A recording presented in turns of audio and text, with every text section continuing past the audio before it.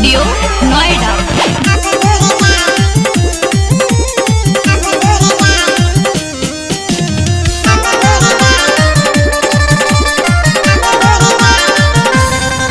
फेरो कतबो हबर हमके पुजला तोहर जुगार नहीं भेलो। फेरो कतबो हबर हमके पुजला तोहर जुगार नहीं भेलो।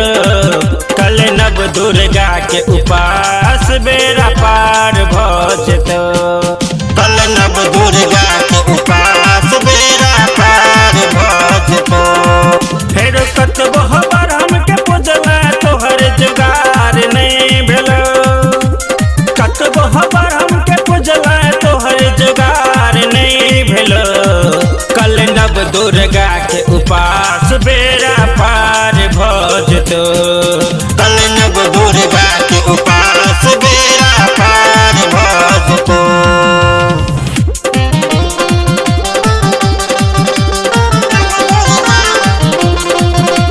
म्यूजिक बाय सैलिस सागर।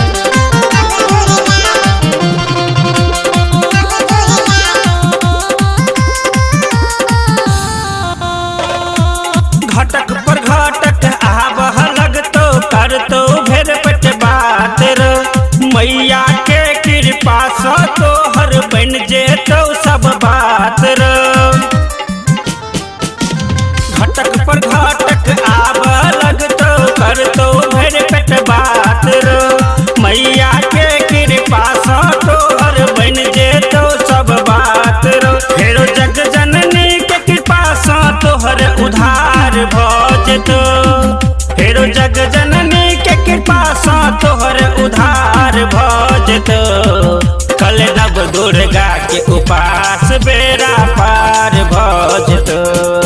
कल नव दुर्गा के उपास बेरा पार भजतो। राज रिकॉर्डिंग स्टूडियो नोएडा।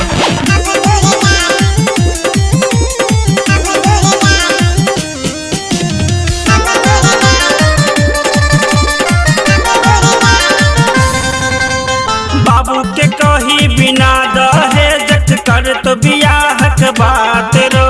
नहीं तो जीवन भर तू बउआ रहबे अहिना तबाह रो।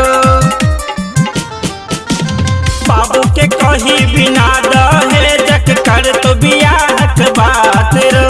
नहीं तो जीवन भर तू बउआ रहबे अहिना तबाह रो। फेरो आबो संभर जो नहीं तो जीवन बेकार भजतो।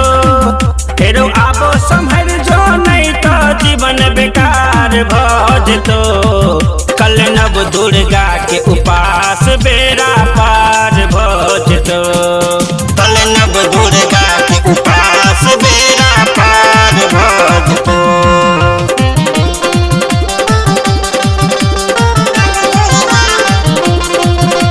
म्यूजिक बाय सैलिस सागर।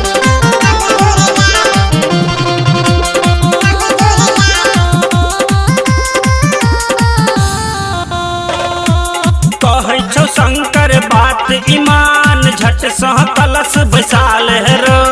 मैया भवानी बरस दयालु शीतल स्नेह लगाल रो। कहै छौ शंकर बात ईमान झट सह कलश बैसाल रो। मैया भवानी बरस दयालु शीतल स्नेह लगाल रो। फेरो श्यामा मैया के कृपा से तोहर उद्धार भजतो।